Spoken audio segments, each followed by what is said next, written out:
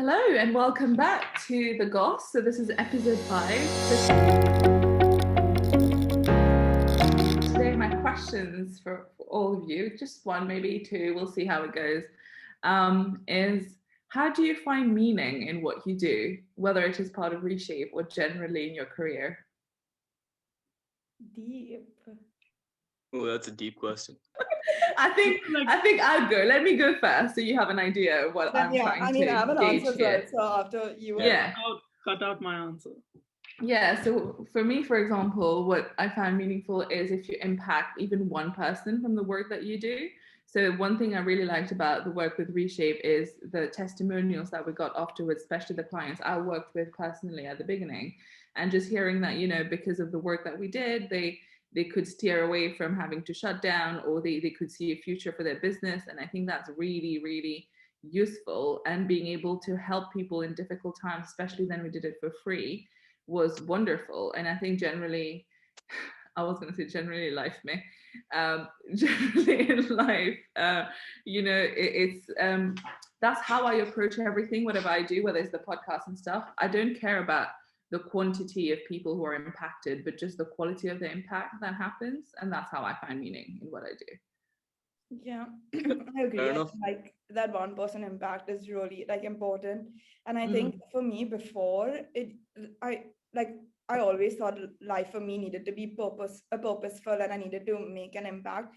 But I think initially, I think the early days of university, I used to get FOMO from not taking opportunities. So everything that did come around, I would jump on it and I would be like, yeah, I'll make time for it. I'll do it.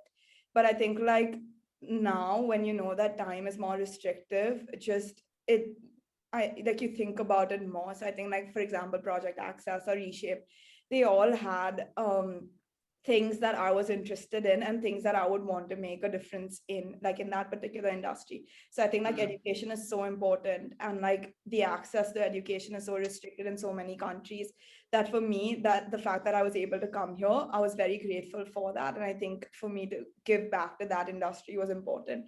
And I think that's why Project Access, I found meaning. And even though I think I grew a lot as a person being part of that organization, and just in life there was so many learnings and met interesting people. Sheen also technically was through Project Access, but there was no other monetary return from it or anything other than just personal growth. So I think that finding what your values align with, and to see if that opportunity gives you that, then that's where I find meaning. And that's where I take those opportunities, is to see that if it makes a difference, if it A, aligns with my values, and B, it's what I want to do. And I think the older you get, the more selective you become through the process. At least that's my learning so far. But yeah. Yeah, that's very beautifully put. Yeah, okay, so for me, I guess I think I've said this so many times in previous videos, but so for me, when I started uni, I didn't know what the hell I was doing. Like a lot of us, I was doing jack shit. I was literally drinking every weekend, just not doing anything purposeful in life. And then I think after the first year is when it clicked. I'm like, shit, I have such a good platform, such, I guess, an upbringing that a lot of people don't have. And so I was like, I guess my only goal in life and whatever I do and it's to work towards getting to a stage where I can give back to kids of our age, or kids, in countries who didn't have a similar opportunity to make something of their life, the way that we have. So whatever I do, and from here until my job, whatever it is, I want to make sure that eventually I get to a stage where I can give back to kids specifically who haven't had the same opportunity to make their life the same way we have. So yeah, that's the way I find meaning, essentially.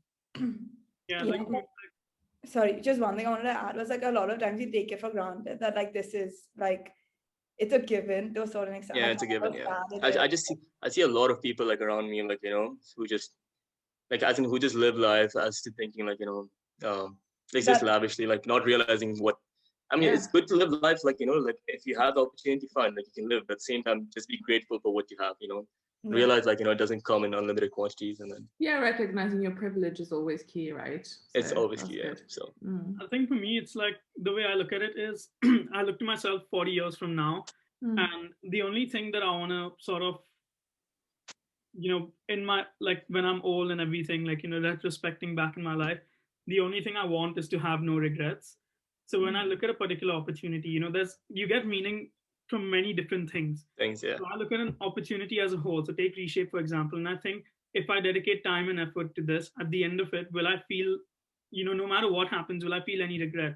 And to me, at the start of ReShape, the answer was no, I won't feel any regret. So that's how, like, and then I go into it, and that mindset just stays. Like, it doesn't change for me. Like, no matter what happens with ReShape, because you're impacting people, you're having great conversations, you're like, it's not just about the people that we're helping in terms of businesses, but also the opportunities that we've given students. Recently we've been getting a lot of requests for reference letters and whatnot, and like it's just like we have actually built something. So all of that put together gives me no regret, and that's where I get meaning from. Like, yeah, honestly, I never thought that we would get an email where it's like, honestly, I saw that email too, and I was like, oh my God, we are giving references. I still need references. Like a few years ago. And people applying to us by email with their CVs and cover letters, like that I think was pretty cool. That's pretty cool. Yeah, that's pretty cool. Yeah, that's pretty cool. And I guess, that makes us feel good. Like, it makes us feel that there is some impact, that like people, A, want to be part of an organization, and 2, people have found something impactful that they've done that they want to carry forward and share with other people. Like, can you imagine like another consulting firm just seeing like our name on the CV when they're getting people on board and like asking people of their experience? Like, that's insane to think about, because we've all been through interviews and things like that where we've spoken about our past experiences, and now it's other people talking about things that they've done with us. So like, if that's not meaningful in a very, very small way, it's not changing the world whatsoever, but I think it starts there. It starts small. Well, thank you. This was very insightful into why you do what you do, and we hope that this helps other people as well. Did anyone miss Joel? Did anyone miss Joel? Yes, we missed him so much. So much. Yeah. 100%. All right, bye. See you, bye. See you guys.